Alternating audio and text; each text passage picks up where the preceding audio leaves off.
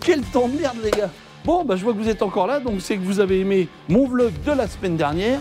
Là, on part dans l'atelier. Je vous fais voir ce qu'on a fait cette semaine. Allez, c'est parti, let's go. Yeah. Bon, rappelle-toi, la semaine dernière, Pierrot était en train de travailler sur la C4, le hot rod, Citroën. Donc là, qu'est-ce qu'il a fait? Il a travaillé sur la partie suspension à air. Donc des boudins qui servent à contrôler la hauteur de caisse du véhicule. Ainsi, on charge la bagnole, elle descend, on gonfle, on remonte, on remet à niveau. Donc c'est fait pour ça. Devant, on n'en met pas parce que c'est un high-beam, c'est plus compliqué, ça sert à rien. Vu que là, c'est un véhicule où on va charger parfois des choses lourdes ou pas, ça permet de pouvoir le remettre toujours à niveau et avoir un confort de conduite nickel. Donc là, Pierrot, qu'est-ce qu'il a fait cette semaine? Il a mis la partie bonbonne à air, donc c'est la réserve d'air qui sert à contrôler les boudins, donc via un système électronique forcément. Mais là, donc, il a fait des pattes, tu vois, à la CNC. Il les a soudées sur le châssis. Il a placé la bonbonne. Donc le mieux, c'était de la mettre ici. C'est vraiment sa place. Ce qui permet après de pouvoir raccorder les boudins qui sont en dessous. Mais bon, là, on ne les voit pas parce qu'ils ne sont pas encore montés. Mais ça, on fera voir ça un peu plus tard.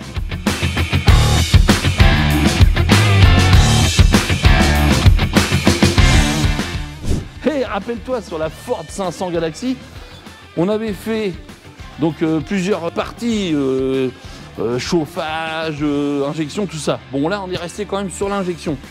Et là, donc, cette semaine, Cédric nous a fait le branchement de la sonde lambda qui est dans le pot d'échappement et qui sert à mesurer la quantité d'air avec le rapport de l'injection de l'essence, en fait. Donc, c'est le mélange gazeux qui est sans cesse modifié par le calculateur via la sonde lambda. Comme c'est un moteur à carburateur à l'origine, on a été obligé de modifier le collecteur d'échappement. Et sur le collecteur d'échappement, on a percé, il a soudé un patch, il a taraudé et il a vissé la sonde lambda. On la met en sortie de collecteur d'échappement. Donc ça, c'est un des travaux qu'il a fait cette semaine. Il en a fait d'autres, mais je pensais que celui-là était intéressant par rapport à la sonde lambda, etc. Voilà, on passe sur l'autre projet. Yeah! Bon les gars, je vous ai pas fait visiter tout l'atelier, mais on a aussi la partie carrosserie, la black room qu'on appelle ça. C'est là où il y a le travail qui est sale. C'est de l'étincelle, de la poussière, etc. Et donc là, je vais vous montrer ce que Will a fait cette semaine. Donc Will a travaillé sur une cabine de Ford F100. Donc c'est un pick-up des années 50 qui est très prisé dans le milieu du hot rod et du custom. Donc en fait, la cabine a été sablée entièrement pour pouvoir voir et découvrir toutes les imperfections de la cabine. Et bien souvent, dans ces années-là, tout est pourri, en partie, surtout l'écart, droite, gauche, etc. Donc là, on a travaillé, enfin Will a travaillé cette semaine sur la partie baie de pare-brise. Là, il y avait un trou, c'était pourri, donc il a fallu découper la carrosserie, recréer la nouvelle tôle. Et là, on est venu la greffer. Donc là, il reste encore les soudures, le meulage, etc. Mais ça, vous allez le voir dans le prochain vlog. Bien sûr, les gars, dans mon vlog, je parle avec des mots simples, pas techniques, parce que je vois déjà les gars, ils vont dire oui, machin, les trucs, etc.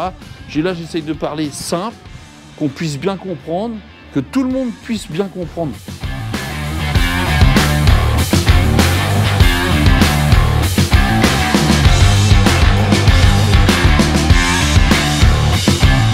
Bon les gars, ce vlog est terminé, j'espère que vous avez aimé.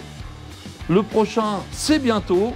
Si tu as aimé, un like, abonne-toi, la petite cloche pour les notifications, et je te dis à bientôt. Yeah!